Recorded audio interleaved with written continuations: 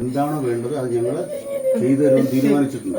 ഇന്നലെ മന്ത്രി സംസാരിച്ചു പറഞ്ഞു. ബിന്ദുവിന്റെ അവസാന വാക്കാണ്. ബിന്ദു എന്തെങ്കിലും പറഞ്ഞാല് അത് അമ്മയ്ക്ക് തൊട്ട്. ഞാൻ പറഞ്ഞില്ല, ഈ മരണം അമ്മയ്ക്ക് താങ്ങാൻ പറ്റില്ല. വിളിച്ചു പറയരുത്. ആരാണ്ട് ഒരു തള്ള വിളിച്ചു പറഞ്ഞാൽ ഞാൻ വിളിച്ചു പറഞ്ഞില്ല. ബിന്ദു മരിച്ചത്